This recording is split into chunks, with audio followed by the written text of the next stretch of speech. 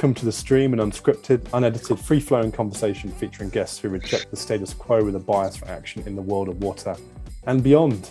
My name is Tom Freyberg. I'm an environmental journalist and content creator specializing in water. And I'm Will Sarni, a water strategy consultant, doing my part to solve wicked water problems. And welcome to the season 3 finale, where myself and Will, the co-hosts, we basically riff about previous guests, and we thought we would change our outfit and actually wear something very festive today. So first of all, Will, I love what you've got, because that is sophisticated yet fun. This is my Nordic attire, Tom, and it's appropriate, not just because of your jumper, and not that I really know what a jumper is, but I know you're wearing one. It's snowing in Denver, like lightly, but we haven't had snow in, I don't know, 250, 260 days, which is not right. It's not normal. So perfect Nordic winter attire and seasonally appropriate. I love it. In fact, I think you should probably wear that throughout December, January. Maybe it's a good luck omen to bring the snow. You know, you used to hear about rain dancing from tribes doing a ceremonial dance to welcome the clouds. I think your jumper actually brings snow to Denver, maybe. You think it's a whole new business line for Water Foundry, Tom? I can see different colors. You know. I like where that's going. The Water Foundry sweater line. Water Foundry, the water finders. There we go. There you go. Well, good stuff. So season 3, The Stream, we had some cracking episodes, some amazing guests. I mean, first of all, I still can't believe we're at the end of season 3. It's incredible, right? For when this thing started out to where we've got to, and then mapping ahead for season 4, it's gone so quickly. Yeah, at least a couple of martinis in a restaurant, and the idea came to life. And it's been a long, it's been a while, but it's been an exceptional journey. We've been very fortunate. Yeah, I definitely think it's been a journey, and I feel like we've kind of drilled down the process and the way and the kind of the format and everything. It's only taken us 3 seasons to figure this thing out, right? Nothing like getting going to practice. But if I look back to kind of who we've had over season 3, I mean, we started with Harry Kaufman, who you know very well, the founder and CEO of Spout, and you'd say he kind of embodies something of what we try to look for in our guests, right? That bias for action, as we call it. Yeah, and the power of an outsider, coming into the water sector and looking at it and say, well, this is a wicked problem. This is the one I want to be, spending some time solving, and just, how someone like that looks at things that, seem kind of, routine for us in a way, but, perplexing. So, yeah, I thought Ari was a really great way to kick it off. An unreasonable person in a good way, bias for action, and an outsider that is shaping. That's good. Shaking up. And what is it, Tom? Blag? Is that the word? to blag, to wing, to kind of make things up as you go along. Right? I hopefully I wasn't, but I did stumble with my tongue on that one. I think it's the extra layer of warmth from the jumper, clearly.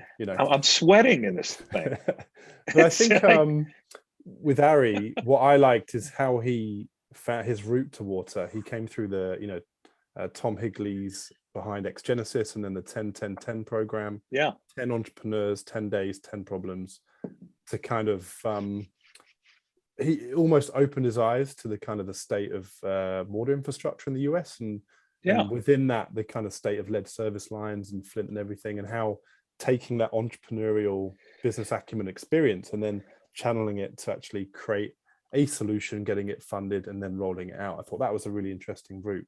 So why don't we, Ari also said some great comments about creating a culture where it's okay to talk about failure amongst his team, right? So why don't we go back and hear a couple of comments from Ari from that first episode.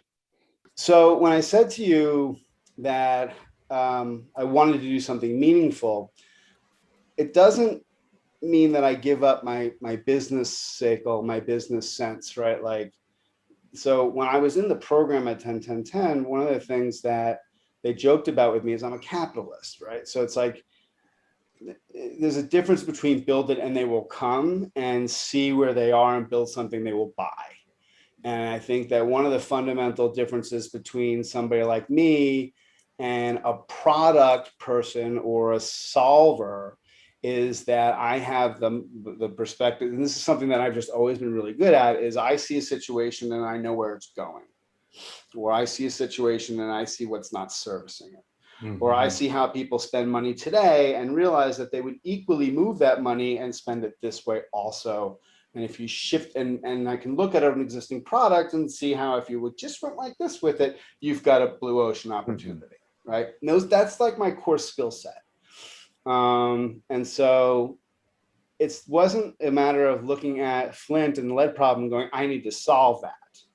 What I looked at it is I said, everybody's trying to solve that. Right. Mm. So I stepped back and said, what do they need? Right. Because if that's where money's getting spent, what do they need? Oh, they don't know where the lead lines are. Solve that. Then I'm the only one servicing everybody. Right. So that's when I said, I'm not going to solve this thing. I'm just going to create the identification. They all need that. And that's where I learned it's unregulated. It has no regulation requirements. It's like really low hanging fruit, but nobody's ever done it before, so that's how I went there, and learn from the water departments. They need that. So then after Ari, we had Franz Besnick from Procter & Gamble, the founder and I guess the guy spearheading the 50-liter home coalition. For me, all episodes are amazing, but that was a really great conversation where that went. Yeah, a couple of things. For me, he's another unreasonable person that, is tackling something in a big way. He's essentially, a bit of a skunk works, mm-hmm. sitting in P&G and driving change and scaling and bringing people in. And he uses language that I really embrace, creating abundance, for example, at 50 liters. And, I really loved how he thought about this movement he and other stakeholders that he's brought in have created. So very, very cool, and really comes nicely on the heels of, the conversation we had with Ari. I think we actually suggested to Franz on the call that your condo in Denver and the house here in Southern England would be the first 50-liter homes if they were willing. Surprisingly, they haven't got in touch to take us up on those offers. So, Franz, if you're listening, we're still open. It's great. I'm on the board of our condo homeowners association. So, if I can get him to speak to the HOA and maybe get everyone pretty jazzed. Who knows? It would be a first, a beachhead in Denver. There we go. But I agree with what you said. He's driving this narrative around not restrictive language, like you have to stop doing certain things, right, and use certain devices for a certain amount, or stop running the tap. It's more, if you can create a water efficient home from the start, and with the partnerships he's got in place, like Electrolux, World Economic Forum, then you can create this feeling of abundance where people are only using 50 liters a day, but they feel like they're using much more. They're not feeling like they're being restrictive. So I can't wait to see how that plays out, the new partners they've got in place, and the Worthing and Denver first pilot 50-liter homes. What is the first step for us is to create a few pilots. What we want to do is focus on a couple of pilots. And frankly, West Coast is a target region. We've got 4 target regions around the world. West Coast, North America, and of course, you're just going through a drought right now. We are looking for China, India, and Latin America. So these are the 4 regions, and where we want to set pilots, demonstrate at the scale of an apartment, 10 apartments, maybe a district, what it is that, we can, what is 50-liter home that feels like 500, and how we, how it looks like, how it feels like, and are we delivering it against that ambition? And so that these points of learnings will be able to inform the scaling, because you got it. I think what we want to do is not just do a few pilots and leave. The idea is to make 50 dome the aspiration of the world, so it's irresistible, at the same time as a new standard of living, if you will. But the ask is right now working, off with cities probably, finding those partnerships where we can create a pilot in say 18 to 24 months as we cook a bit more the innovations and demonstrate that with those partnerships. That'd be an amazing project to work on, right? You're creating these flagship smart water homes from the ground up, Exactly. presumably with new home builders. So from the point of water coming in through to the end where grey water's being recycled, every single part of where the water's touched, from the kitchen to the bathroom, the appliances are smart. And obviously you're still reliant upon, perhaps, how can you say, kind of environmentally conscious consumers playing a part in that as well? Because you could have the most efficient home in the world, but if everyone's still pretty wasteful in their behavior, you're not going to get down to the 50 liters. So it needs to be hand in hand, right? Yeah. So then we moved on to Professor Sarah Young around filling the data gaps on water poverty around the H-WISE scale. That was amazing lady, right?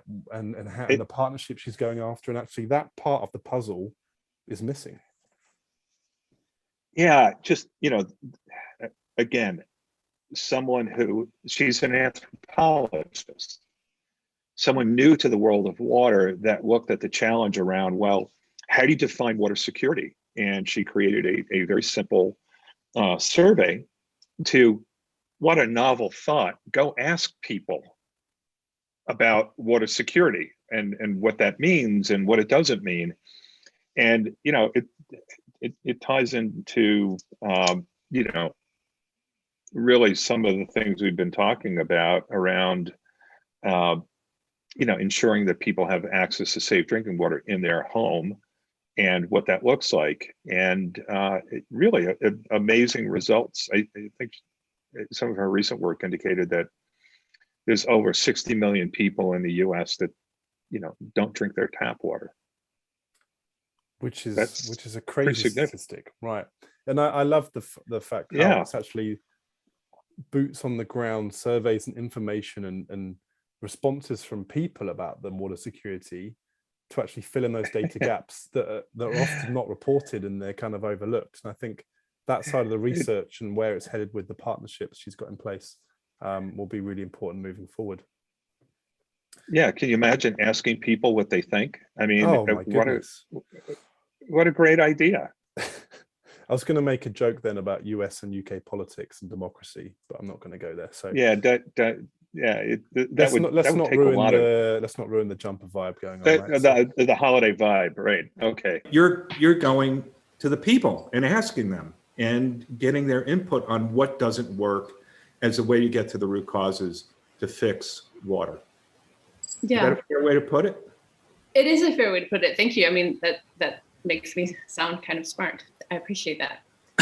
And there are Will, some you'll pictures get two t-shirts for that. Two t-shirts. Yeah, all right. I'm going to throw in a pen. Forget it. You're going to be on 2 episodes then.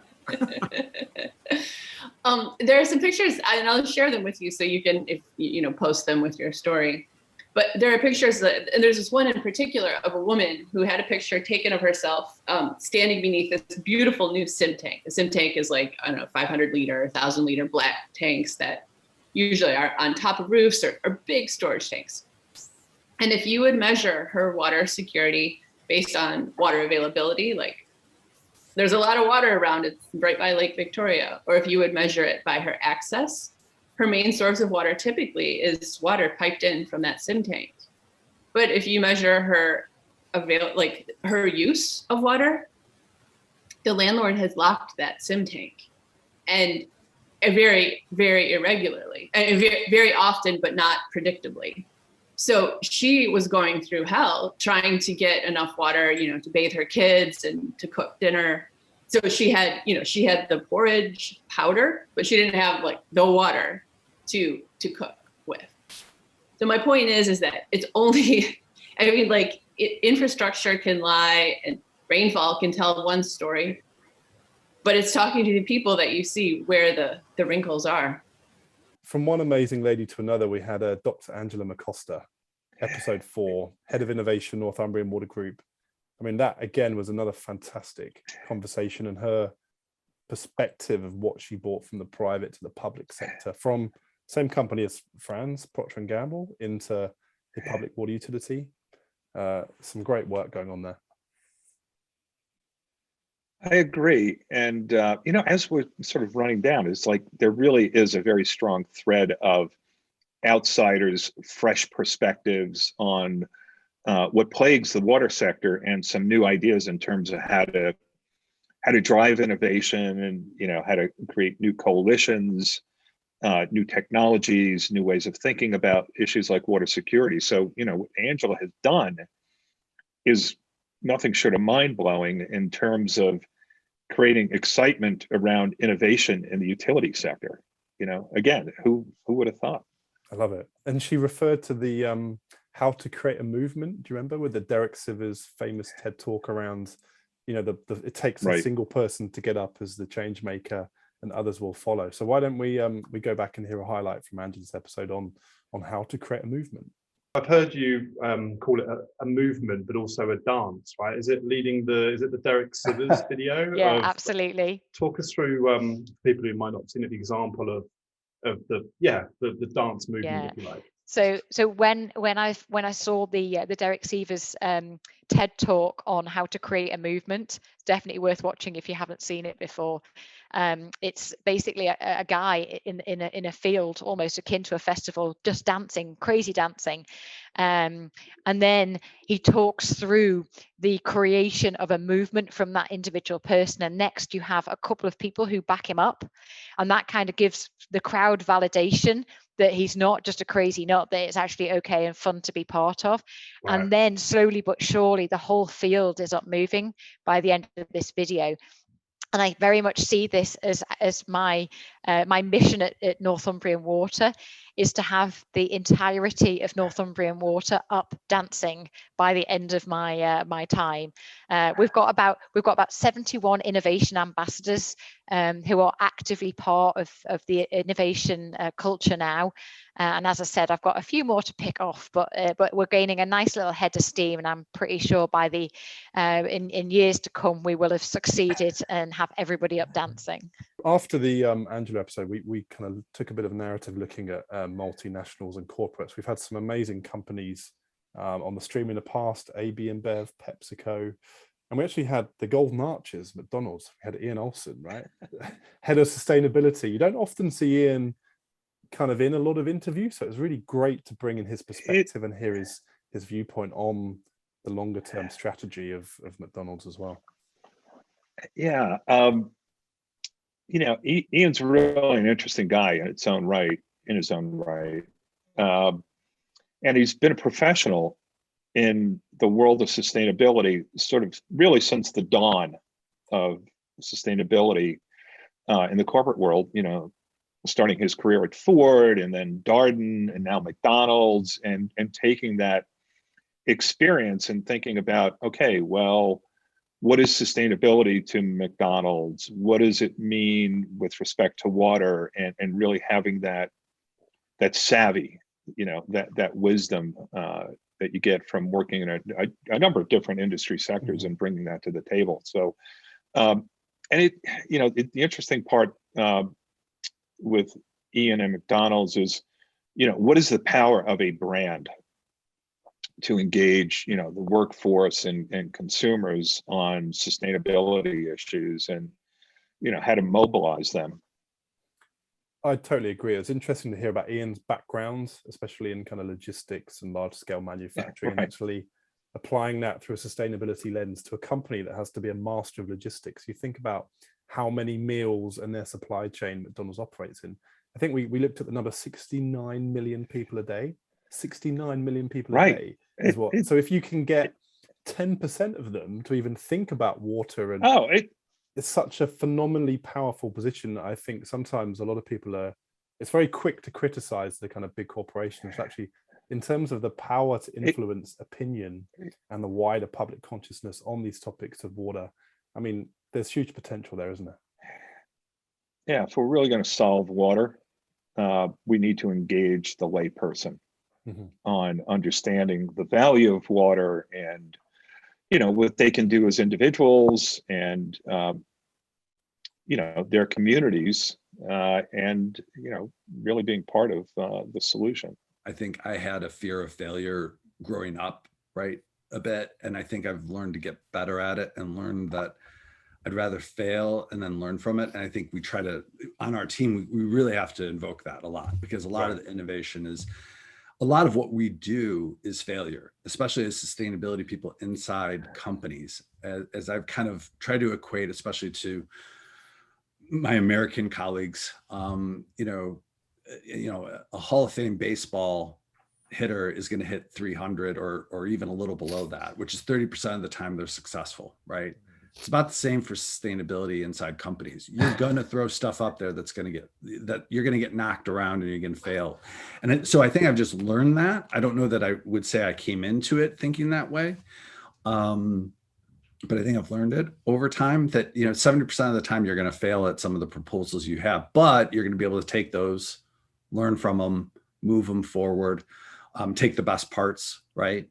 And eventually they'll come along. And I think that's the other thing, is that nothing moves really fast. And I think coming in without the formal education, I've had to learn along the way. So maybe that's why I've been more open. I like it. It was really interesting to hear from me. And on the thread of multinationals, we had Lisa Hook from the water sustainability team at Gap.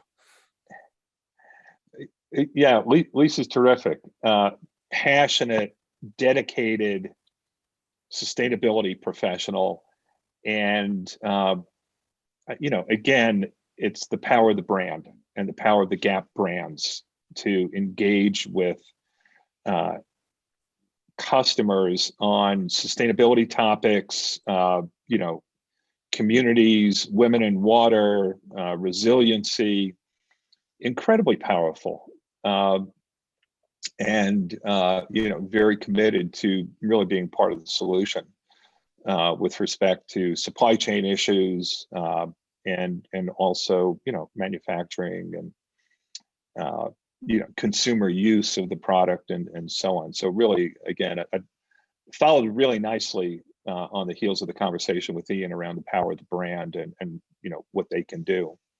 It was good to hear from Lisa around that kind of innovation partnership in Central India around textile, kind of trialing new efforts, piloting new solutions, right, and looking at kind of sustainability within the manufacturing side. Yeah, and it was a fun conversation because every time I speak to Lisa, it's about trying to get her into rowing. So a little bit of fun with that one. A lot of water challenges, like I mentioned, especially where product is produced, take place on another side of the globe, far away from home. And yet water challenges are a reality for many folks, and here domestically as well. I mean, we're seeing it with droughts in California, which lead to terrible wildfires. We're also seeing it in increased storms and flooding events here as well. And then not to mention the very large scale infrastructure problem that we have related to clean drinking water, access to water right here at home. And so the opportunity to connect the dots between what we can do about this problem and how we can all play a part to be a part of the solution is very exciting and a strong platform to help form where we can go with this as a society. We're working on engaging our employees first and foremost and educating them about these sustainability challenges and solutions. And it raises awareness. It generates an appreciation for the water that we do have and how we each value water in different ways, whether it's having your water bottle filled with clean, fresh water to hydrate your exercise, or to go swimming or fishing, and really kind of brings that appreciation to life. So we're making strides, and there's a lot more that we can do, and I hope to see a lot more of that in the future. Lisa, I thought you were going to say rowing. You like teed it up really nicely. Well, I'm not going to take rowing away from you. That was Silver platter for you. I'm glad you took it. You know, we are going to get you rowing. Absolutely. I think you should, you know, probably half the guests, if they can come away from being on the stream with an interest in rowing, I think your life's work is done, Will, right?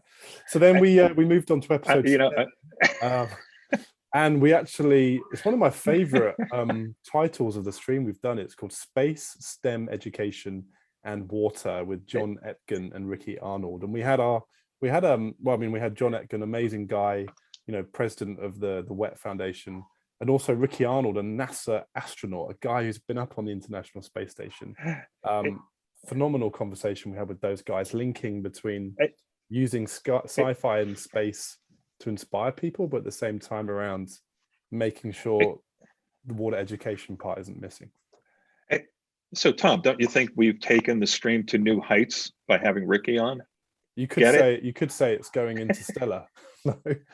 Oh, I love, okay, that everyone's going to unsubscribe to the stream now after these you know, rather flat jokes, but all two of them, right? But that's fine. Yeah, I mean, I love that conversation also because it ties in very nicely in terms of, well, how do we engage a broader group on the topic of water? And, you know, that's what Ricky does, you know, in his academic world right now. And that's what John does with Project WET in terms of, you know, developing content that is relevant for K through 12 students, but also teachers and multinationals and, you know, nonprofits on, you know, what do we need to change in the world of water, and really making it very accessible, you know, content. I'm really proud that we could kind of link those two topics together. And actually, I think there was if I remember the conversation rightly, I made the remark to Ricky when I said, look, you know, traveling up to space in the International Space Station is not so much of a holiday, is it? It's a working trip. And I think you said to me that is perhaps the understatement ever said on the stream. And I kind of, in hindsight, meant it as if to say, it's bloody hard work. I mean, not only learning Russian and understanding the instruction manuals, but in terms of the operation and maintenance on that amazing piece of infrastructure that's been built with these global partnerships. It needs constant fixing. It's falling apart, and you're working all day, every day. But obviously, it came across as if, "Hey, Ricky, you're up there having fun, man." Like, I felt like a groupie. It was just like, oh my God, I'm talking to an astronaut, you know, and how cool is that? And he's you know, bringing a dose of reality to it. It's like, yeah, it's you know, it is very cool, but you know, I'm working, and it is in fact dangerous, you know. I know. Right. I know. Well, it's not very often you get to speak to an astronaut, right? So I was like a schoolboy in the car headlights. I was like, what about this? Oh, yeah. What about this? Tell me about this. It's amazing. Can you sign my baseball cap? You know. If we were in person, I would have got him to sign something. So that was next time he could sign your jumper if there's a space there, you know, so to speak. Star Wars themed space. I mean, there's a nice little connection there, right? So why don't we go and hear from the guys quickly, a little highlight from that conversation. My most recent mission was 197 days. So to condense that is a challenge. But my first mission was actually an assembly mission to the International Space Station. We flew up in a space shuttle. We stayed for a few days. We made some modifications, installed some solar arrays, and 13 days later, we were landing on a runway back in Florida.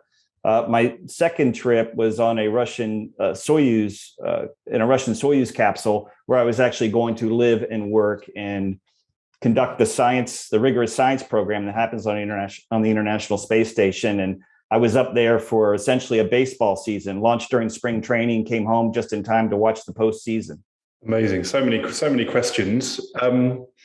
It's a working trip, isn't it? When I was looking at documentaries from Tim Peake, it's not like you're going up there for holiday, is it? It's a full-on testing, changing, operation and maintenance. I mean, it's pretty full-on, right? Tom, that could have been the understatement of the stream ever.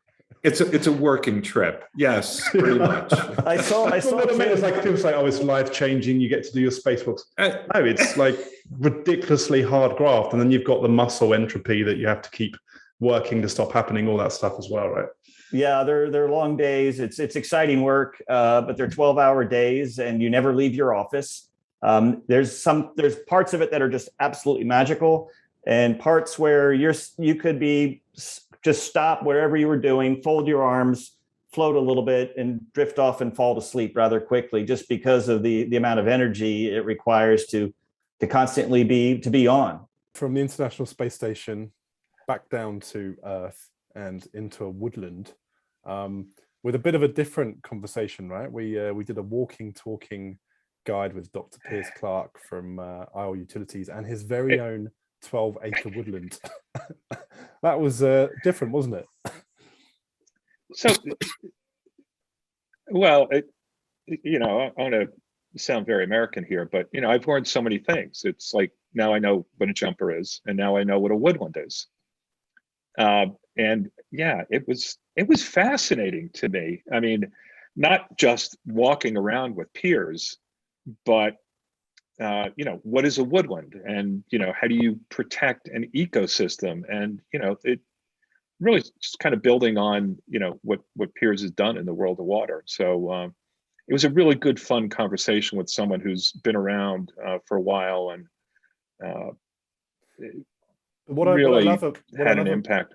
I love about the conversations with Piers is there's a kind of the banter and the joking that we had, and Piers tripping over and joking about his mother-in-law, but behind all of that there's this genius who knows exactly what he's doing, not only in terms of the business development side, but buying that woodland, and he's so knowledgeable about what he's doing. Each tree he could tell stories around, and his efforts to kind of regenerate that woodland were incredible. But I think it's one of those episodes where we just have to show some from it rather than trying to explain it. I think the highlight will probably speak for itself.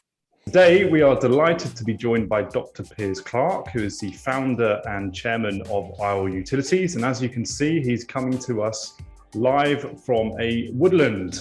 Now, as we mentioned, we've done, 30 different interviews now? We're in season 3, and this is the first one where we've come from an English woodland. So lots of questions.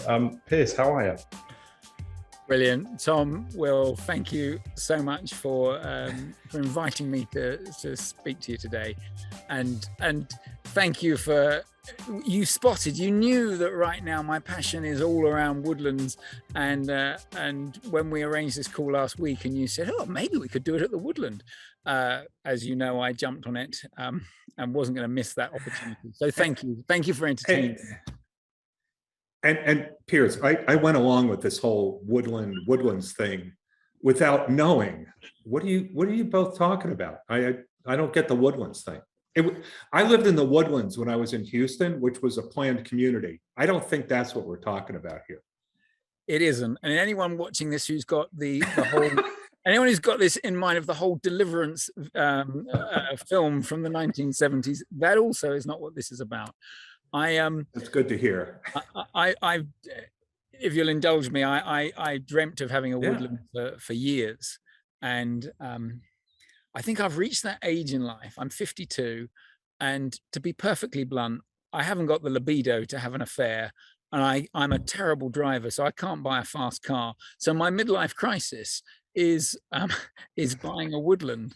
Men of a certain age all go through midlife crises. This is it. This is my equivalence of a mistress, but much more rewarding.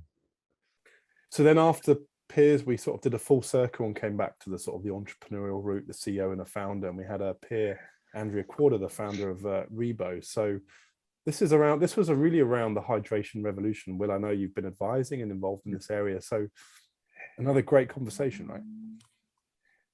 Yeah, for me, it's this sort of very elegant intersection of digital technology, so IoT device, coupled with the need to really promote hydration and health and wellness. So I just the entrepreneur's journey, really well framed to solve a very specific challenge that we face, which is, well, how do we ensure that we are healthy? And in part, that's by hydrating. So I really love how Pierre and his team is thinking about hydration and the role of technology and changing behavior.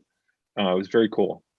And I love the kind of the pairing of it to the challenge of plastics, microplastics, and how, there's an element to incentivize people to, the more you drink, there's an element of helping to kind of not funding, but accelerating the cleaning up of plastics on the beaches and also being used back into the system. I thought that element of it was really interesting. And also his ambitions, where can this thing go? And in terms of partnering with health and fitness apps and trackers to link those ecosystems. So if you're exercising more, it relates to how much you have to drink. I think this can carry on evolving, in a lot of ways. Yeah, completely agree with you. And also, how do you connect and reach, the layperson, the consumer, on the topic of water and plastic waste and so on? What's interesting is a lot of times we talk about the big polluters. They tend to be in Southeast Asia. Those countries that are said to be the biggest contributor to the problem of ocean plastic, because there is a lot of plastic that leaks into the ocean from those countries.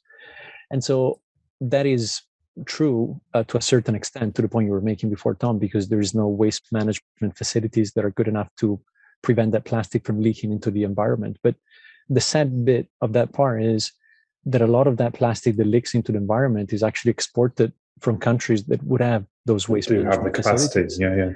And so, there was a recent case about the UK exporting to Turkey.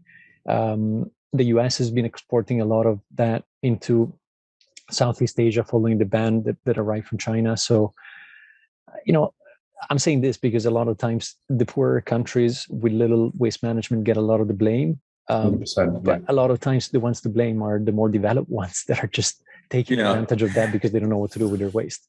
And that then brings us to the final episode, where we had Dr. Reinhard Hubner, the CEO of Ski on Water. We always try to kind of bring in the investor viewpoint, right? The entrepreneurs, the utilities, the investors, the consultants.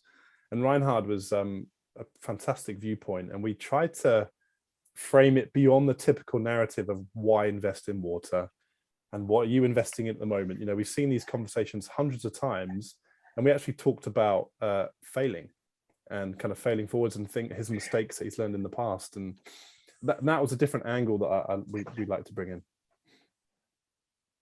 Yeah, I really, really value his candor and being, very transparent in terms of, you go into these, investments with, a body of knowledge, and then you get behind a curtain and you find out, well, there are a number of challenges, and how do I participate besides just writing a check and actually being part of the team and shaping what a solution looks like and getting it to scale and working with entrepreneurs and, the investor mindset. So I found that conversation to be, personally very, very valuable, and learned a lot. And he was good fun.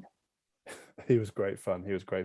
I think for me, the takeaway was the experience and what he's learned, to be able to share that with new investors coming into the industry. If it means that it can help to make sure the investment dollars go to solutions where it's working and it's not misdirecting money away from areas or people that need it, such as that don't have access to water, that can only be a good thing. So I think as a proven investor, Reinhard has a lot of responsibility on his shoulders now, because we're seeing more investors look actively at water solutions. So amazing guy, great story. And I think, one of my favorite conversations from the season.